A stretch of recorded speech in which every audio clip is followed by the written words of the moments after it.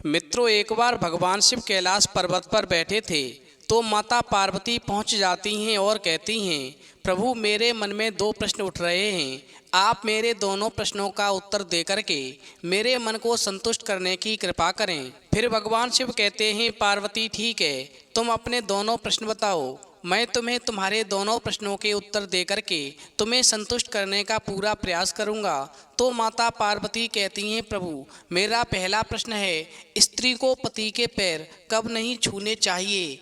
और मेरा दूसरा प्रश्न है, कौन सी स्त्री को विधवा होने से फर्क नहीं पड़ता? फिर भगवान शिव कहते हैं, पार्वती ठीक है, तुम्हारे दोनों ही प्रश्न बहुत ही महत्वपूर्ण हैं, इसलिए मैं तुम्हें तुम्हारे दोनों प्रश्नों के उत्तर एक छोटी सी कहानी के माध्यम से दूंगा, जिससे तुम्हारी समझ में ठीक से आ सके और तुम्हारी समस्या का समाधान हो सके, साथ ही तुम्हारे मन को संतुष्टि प्राप्त हो सके। वहीं कहानी सुनाने से पहले भगवान शिव कहते हैं, पार्वती मैं तुम्हें जब तक कहानी सुनाऊं, इस कहानी को पूरा और मन से सुनना, क्योंकि आधी अधूरी कहानी सुनने से हमेशा आधा अधूरा ही ज्ञान प्राप्त होता है, जो जीवन में कभी काम नहीं आता। फिर माता पार्वती वचन देती हैं, प्रभु मैं कहानी को पूरा और मन से सुनूंगी, आप कहानी को प्रारंभ कीजिए। तो मित्रों, कहानी शुरू करने से पहले मेरा आप सभी से अनुरोध है कि आप हमारी कहानी में खो जाएं। उससे पहले हमारे चैनल को सब्सक्राइब करके बेल आइकन अवश्य दबा लें, जिससे हमारी हर वीडियो का नोटिफिकेशन सबसे पहले आप तक पहुंच सके और आप हमारी वीडियो से प्राप्त ज्ञान का अपने जीवन में लाभ उठा सकें। तो आइए कहानी शुरू करते हैं। भगवान शिव कहते हैं, पार्वती किसी राज्य में एक राजा राज करता था। उसकी एक रानी थी। राजा के पास धन दौलत, नौकर चाकर, सिपाही, सैनिक, दासियां आदि सब कुछ भरपूर थे।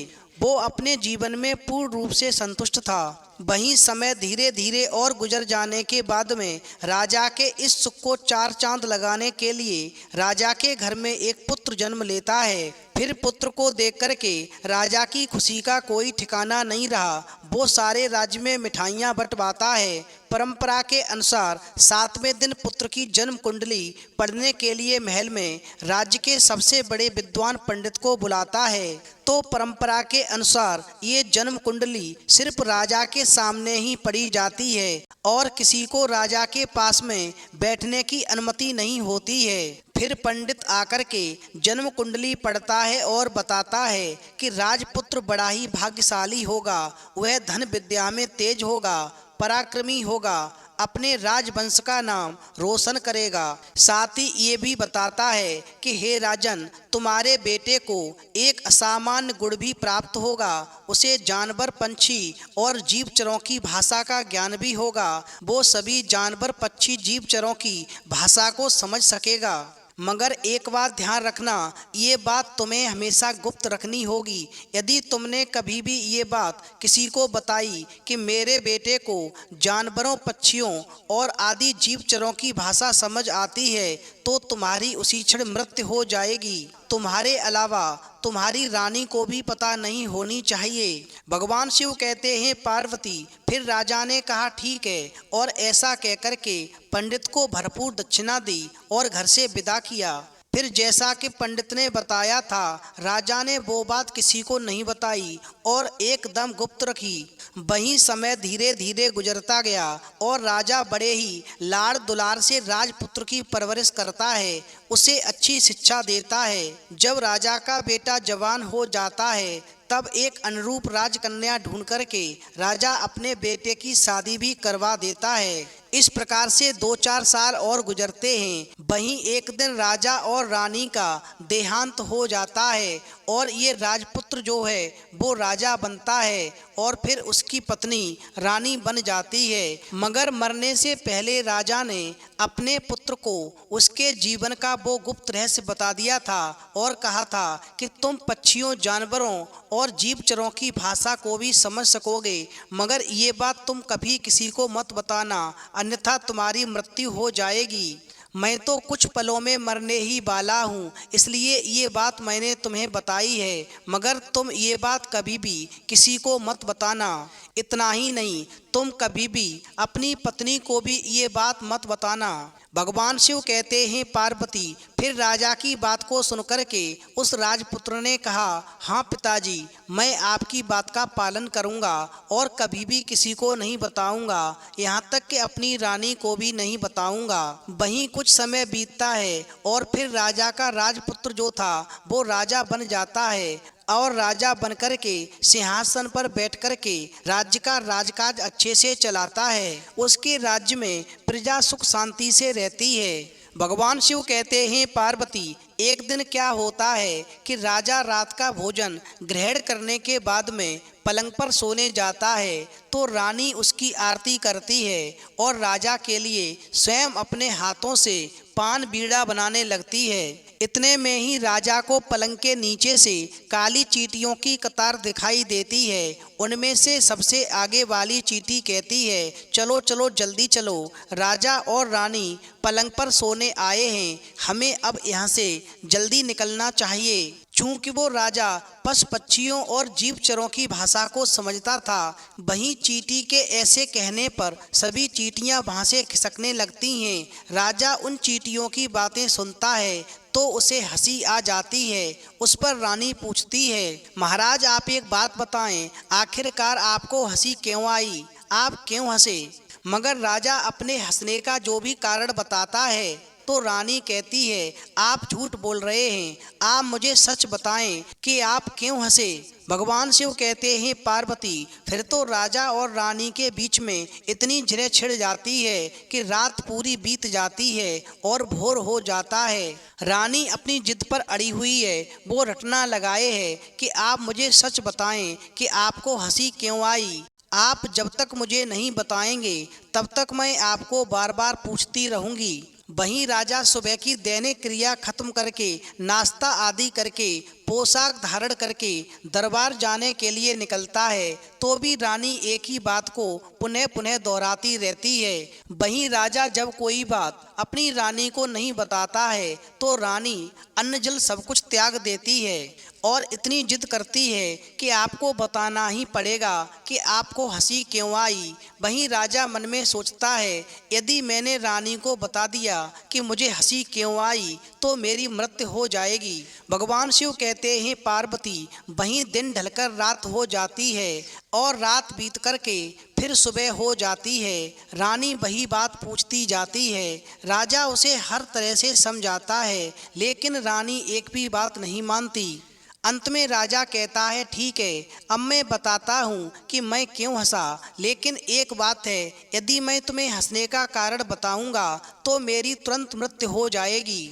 वहीं राजा की बात को सुनकर रानी कहती है, महाराज आप मर जाएं तो कोई बात नहीं, मुझे आपकी कोई फिक्र नहीं है, मुझे आपके मरने से कोई फर्क नहीं पड़ता है, लेकिन आप मुझे बात अवश्य बताएं कि आप हंसे क्यों थे। वहीं राजा कहता है, रानी सोच लो, यदि मैं बात बताऊंगा तो मैं मर जाऊंगा। वहीं रानी कहती है, ठीक है आप मर जाइए, मगर मुझे बात अवश्य बताइए कि आप हंसे क्यों थे। भगवान शिव कहते हैं पार्वती, वहीं रानी कुछ भी सुनने के लिए तैयार नहीं होती है। उसके सिर पर मानो भूत सवार होता था। वह सिर्फ एक ही सवाल पूछती जाती है कि आप हंसे क्यों, केवल इतना बताओ। तो राजा कहता है, ठीक है, अब तुम चुपचाप खा पी कर सो जाओ, मैं तुम्हें कल बताऊंगा कि मैं क्यों हंसा था। तो रानी कहती है, ठीक है आज मैं सो जाती हूँ, मगर आपको मुझे कल सच बताना पड़ेगा। तो राजा कहता है, ठीक है, मैं तुम्हें कल सच ही बताऊंगा कि आखिरकार मैं क्यों हंसा था। फिर राजा जब रानी से इतनी बात कहता है कि कल मैं तुम्हें सच बता दूंगा कि मेरे हंसने का कारण क्या था, मेरे हंसने का राज क्या था, तो रानी की रटना बंद हो जाती है और वो सो जाती है। भगवान शिव कहते हैं पार्वती, इधर राजा जो था वो अपने प्रधानमंत्री को बुलावा भेजता है और जब मंत्री आता है तो राजा उसे सारी बात बताता है और उसे चिता की तैयारी करने को कहता है। फिर तो ऐसा सुनकर के मंत्री को बहुत ही दुख होता है, लेकिन वो भी असहाय हो जाता है। आखिरकार रानी की हटके आगे राजा की कुछ नहीं चलती है। वहीं राजा की आज्ञा मान कर के मंत्री सिपाहियों को राजा की चिता की तैयारी करने का आदेश देता है। वहीं सिपाही बेचारे रोते रोते राजा की चिता की तैयारी करने लगते हैं। इधर तेजी से बात जो थी सारी प्रजा में फैल जाती है कि राजा आज मर जाएंगे, और ऐसा सोच कर के प्रजा बड़ी दुखी होती है। रानी मात्र इतना ही कहती है कि आप मुझे बता दो कि आप हंसे क्यों थे। रानी को राजा के मरने से कोई फर्क नहीं पड़ने वाला है। वो बार बार कहती है आप मरें तो मर जाएं, मगर मैं सच्चाई जानकर रहूंगी। आखिरकार आपको हंसी क्यों आई। भगवान शिव कहते हैं पार्वती, राजा बात को बताना शुरू करता है और वो धीरे धीरे पत्थर का होता जाता है। जब राजा के प्राण मुंह तक आ जाते हैं तो राजा कहता है अब भी मेरी बात मान लो, मेरी मृत्यु हो जाएगी। तो रानी कहती है आप मरें तो मर जाएं, लेकिन मुझे पूरी बात जाननी है, आखिरकार आपको हंसी क्यों आई। वहीं रानी की जिद को देख कर के राजा रानी से कहता है मेरे पीछे आइए, और ऐसा कहकर के राजा शमशान की ओर प्रस्थान कर देता है। वहीं राजा के पीछे कुछ दासियां जो थी रानी की दोनों भुजाओं को पकड़ करके उसे शमशान की ओर लेकर चलती हैं। उन दोनों के पीछे सारी प्रजा रोती हुई चलती है। भगवान शिव कहते हैं पार्वती, फिर घर से निकलते वक्त राजा के मन में आता है कि शायद अब रानी का मन परिवर्तित हो गया हो। वो रानी से एक बार फिर बात करने का प्रयत्न करता है और कहता है देखो रानी, शमशान आ गया है, और यदि मैं तुम्हें बताऊंगा कि मैं क्यों हंसा था तो तुरंत मर जाऊंगा। तुम एक बार समझ लो मेरी मृत्यु हो जाएगी, क्या तुम मेरे बिना रह पाओगी। तो रानी कहती है ठीक है, आप मुझे ये बताओ कि आप क्यों हंसे। आप मरें तो मर जाएं, मुझे इससे फर्क नहीं पड़ता, मगर ये राज की बात तो मैं जानकर अवश्य रहूंगी। भगवान शिव कहते हैं पार्वती, वहीं राजा के पास अब सच बताने के अलावा कोई दूसरा उपाय नहीं रहता है। फिर वो शमशान घाट की ओर सीधा चलने लगता है। फिर जब राजा अपने सारे दलबल के साथ में शमशान घाट की ओर चल रहा था, तब राजा को रास्ते में एक बकरा और बकरी दिखाई दी जो पेड़ के पत्ते खा रहे थे। वहीं बकरा जो था बार बार पेड़ पर चढ़ कर के पत्ते खा रहा था, किंतु बकरी जो थी गर्भवती होने के कारण पेड़ पर नहीं चढ़ सकती थी, इसलिए बकरी को अच्छे पत्ते नहीं मिल रहे थे। और बकरी बार बार बकरे से कहती है अजी, बार बार पेड़ पर चढ़कर आप अकेले ही पत्ते खा रहे हो, थोड़े अच्छे पत्ते मुझे भी खाने के लिए दीजिए। और बकरी इस प्रकार से बार बार बकरे से जिद करती है। उस पर बकरा कहता है अरे वाह, मैं तुम्हें भला पत्ते दूंगा, मैं राजा की तरह पागल थोड़े हूँ जो पत्नी की जिद के आगे हार मान गया और उसे अपने हंसने का राज बताने के लिए तैयार हो गया, जबकि राजा जानता है कि बात बताते ही उसकी मृत्यु हो जाएगी। तुम्हें जो पत्ते नीचे पड़े हुए हैं वो ही खाने पड़ेंगे। मैं राजा की तरह पागल नहीं हूँ, मैं तुम्हें एक भी पत्ता नहीं दूंगा, और तुम्हारी जिद जो भी है वो बनी रहे। तुम्हारी जिद का मुझ पर कोई प्रभाव नहीं पड़ेगा। यदि तुम्हें अच्छे पत्ते खाने हैं तो पेड़ पर ऊपर आकर चढ़कर खाओ, यदि नहीं चढ़ सकती हो तो फिर भूखी रहो, मगर मैं तुम्हारी जिद के आगे एक बार भी नहीं झुकूंगा। अपनी एक निगाह राजा रानी की ओर भी उठा करके देख लो, पत्नी की हट के आगे राजा ने अपना सिर झुका दिया है, जिसका फल उसकी मृत्यु है। पत्नी की ऐसी कोई भी जिद कभी पूरी नहीं करनी चाहिए जिससे नुकसान होने वाला हो। ये राजा तो पूरी तरह से पागल है जो पत्नी के कहने पर मरने जा रहा है, जबकि राजा की रानी बार बार इस बात को कह रही है कि तुम्हारे मरने से मुझ पर कोई फर्क नहीं पड़ेगा। जब राजा के मरने से रानी पर फर्क ही नहीं पड़ेगा तो राजा को ये बात गहराई से समझनी चाहिए कि ऐसी पत्नी कभी सगी नहीं हो सकती है, और फिर ऐसी पत्नी के पीछे मरना पूरी तरह से बेवकूफ़ी है। भगवान शिव कहते हैं पार्वती, चूंकि राजा जो था जानवरों की भाषा को समझता था, इसलिए राजा ने राह चलते ही बकरा और बकरी के बीच का संवाद सुना। तो सुनकर के राजा आश्चर्यचकित हो गया और एकदम से वहीं पर खड़ा हो गया। फिर तो राजा खड़ा होकर के बकरा और बकरी के बीच की बातें बड़े ही ध्यान से सुनने लगा। वहीं बकरी कहती है यदि राजा मरने के लिए जा रहा है तो राजा को बचने के लिए क्या करना चाहिए। तो बकरा कहता है कि राजा को इमली के पेड़ की टहनियाँ तोड़ करके अपनी पत्नी की ठीक से पिटाई करनी चाहिए और कहना चाहिए, मैं तुम्हारी पिटाई करने वाला था इसलिए मैं हंस रहा हूँ। और तुम भी मेरी बात को ध्यान से सुनो, यदि तुमने भी मुझसे दोबारा कहा कि पेड़ के पत्ते तोड़ करके दे दो तो मैं भी तुम्हारी जबरदस्त पिटाई करने वाला हूँ। अब तो राजा बकरा और बकरी दोनों की पूरी बात सुन करके रानी से कहता है कि अब तुम घर वापस चलो, क्योंकि राजा समझ चुका था जिस रानी को मेरे मरने से कोई फर्क नहीं पड़ता है, ऐसी रानी के पीछे मैं क्यों मरूं। वहीं राजा जब अपने राजमहल के लिए वापस होता है तो रानी पूछती है, आखिर ऐसा क्या हुआ? आप तो शमशान में पहुंच कर के मुझे बताने वाले थे कि आखिरकार आपको हंसी क्यों आई। तो राजा कहने लगा, बात तो तुम सही कहती हो, अब घर पर चलो, मैं तुम्हें घर पर ही बताऊंगा कि आखिरकार मुझे हंसी क्यों आई। फिर तो रानी जो थी ठीक है कह कर के वापस राजा के साथ घर पर आ जाती है। भगवान शिव कहते हैं, पार्वती, राजा को राजमहल वापस आया हुआ देख कर के सभी जनता आश्चर्यचकित हो जाती है। आखिरकार अचानक राजा ने अपना फैसला क्यों बदला? अब राजा क्या करेंगे? घर जाकर मरने का क्या कोई दूसरा उपाय ढूंढेंगे? अब राजा क्या करेंगे?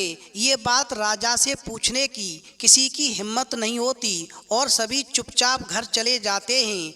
इधर राजमहल पहुंच कर के राजा मंत्री से कहता है कि मंत्री, मुझे इमली की कुछ टहनियाँ ला करके दो जो बहुत ही लचीली हों, जिनसे यदि किसी को पीटा जाए तो उसको बहुत ही ज़्यादा दर्द हो। फिर राजा की बात को सुनकर के मंत्री कहता है, महाराज, आप इमली की टहनियों का क्या करोगे? तो राजा कहते हैं, मंत्री, इससे तुम्हें कोई मतलब नहीं है, जो तुम्हें आदेश दिया जा रहा है उसका पालन करो। फिर तो मंत्री जो था राजा की आज्ञा के अनुसार इमली के पेड़ की टहनियाँ ला कर के राजा को देता है। फिर उत्सुकता से राजा से पूछता है, राजा साहब, आप इसका क्या करेंगे? वहीं मंत्री जो था अपना मुंह लटकाकर वहां से चला जाता है और राजा उन टहनियों को लेकर के रानी के पास में पहुंचता है। वहीं राजा सभी दासियों को बाहर जाने की आज्ञा देता है।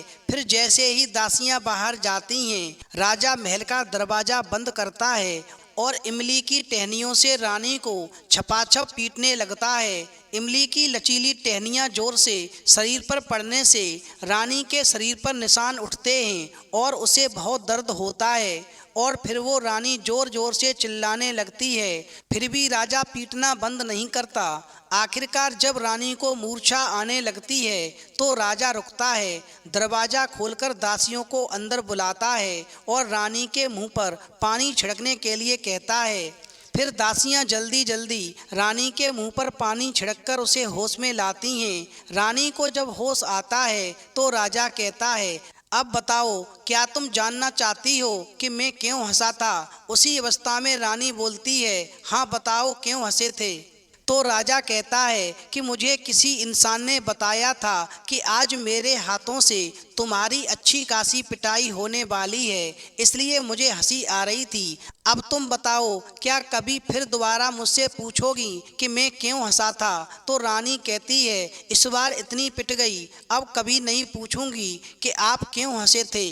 भगवान शिव कहते हैं, पार्वती, फिर रानी कहती है, महाराज, मैं अब कभी भी इस तरह से नहीं पूछूंगी। इस बार पूछा तो मुझसे गलती हो गई, मुझे क्षमा कर दो। और फिर ऐसा कहकर के रानी राजा के पैर पकड़ने लगती है। उसी समय राजा दोनों बाहों से पकड़ कर के रानी को ऊपर उठाता है और कहता है, कोई बात नहीं, मैंने तुम्हें माफ़ कर दिया है, अब हम दोनों आराम से रहेंगे।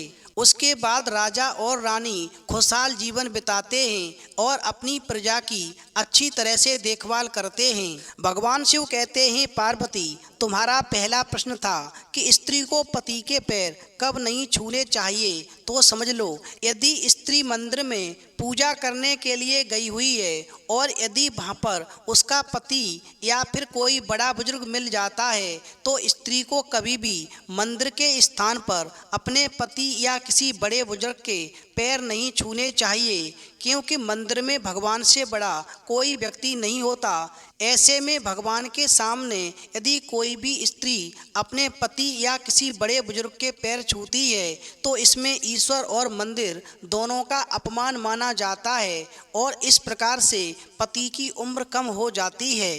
साथ ही यदि किसी स्त्री का पति सो रहा होता है या लेटा हुआ होता है तो उस समय किसी भी स्त्री को अपने पति के पैर नहीं छूने चाहिए, क्योंकि लेटे हुए पति के पैर छूने से उसकी उम्र घटती है।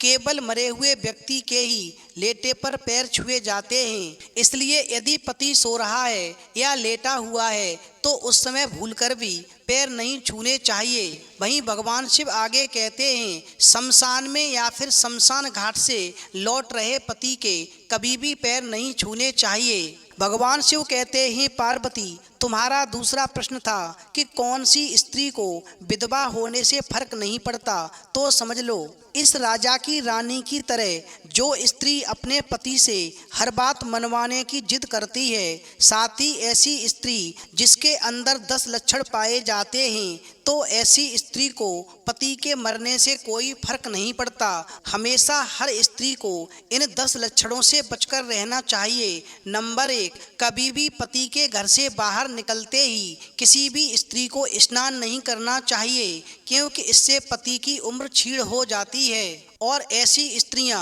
जो पति के घर से बाहर निकलते ही स्नान करती हैं, उन्हें अपने पति के मरने का कोई दुख नहीं होता है। जो भाग्यशाली स्त्रियां होती हैं वो पति के बाहर जाने से पहले ही स्नान क्रिया कर लेती हैं, और जो सौभाग्यशाली स्त्रियां होती हैं वो सुबह रसोई में जाने से पूर्व ही स्नान कर लेती हैं।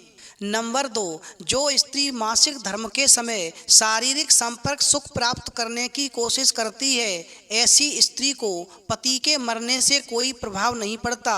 नंबर 3, गोधूल समय में यदि कोई भी स्त्री घर के मुख्य द्वार या खिड़की के सामने बालों को झाड़ती है तो उसको भी विधवा होने का कोई फर्क नहीं पड़ता। नंबर 4, यदि कोई भी स्त्री पति के बाहर प्रवास पर जरूरत से ज़्यादा सजती संवरती है तो उसको भी पति के मरने का प्रभाव नहीं होता। नंबर 4, जो स्त्री जल में पूरी तरह से नग्न होकर स्नान करती है उसको भी विधवा होने का कोई फर्क नहीं पड़ता। नंबर 6, जो स्त्री सिंदूर से दूरी बनाती है उसको भी पति के मरने का गम नहीं होता। नंबर 7, जो स्त्री पति के लिए निरंतर अशुभ वचन बोलती रहती है, ऐसी स्त्री को भी विधवा होने का प्रभाव नहीं पड़ता। अंत में भगवान शिव कहते हैं, पार्वती कभी भी किसी भी पति को अपनी पत्नी की वो जिद कभी भी पूरी नहीं करनी चाहिए जिससे नुकसान होने की संभावना हो। साथ ही यदि किसी पति की पत्नी में ये लक्षण पाए जाते हों तो हमेशा उस पति को अपनी पत्नी से दूरी बना लेनी चाहिए, अन्यथा उसकी मृत्यु निश्चित है। वहीं भगवान शिव कहते हैं, पार्वती जो भी स्त्री चाहती है कि उसके पति की उम्र लंबी हो, उसके साथ में लंबा जीवन जिए, तो हमेशा उस स्त्री को इन लक्षणों के प्रभाव से दूर रहना चाहिए और अपने पति के साथ में एक लंबा जीवन जीना चाहिए। तो मित्रों, यदि आपको वीडियो पसंद आई हो तो प्लीज़ आप हमारे चैनल को अभी सब्सक्राइब करें और भगवान शिव और पार्वती के लिए एक लाइक करना न भूलें।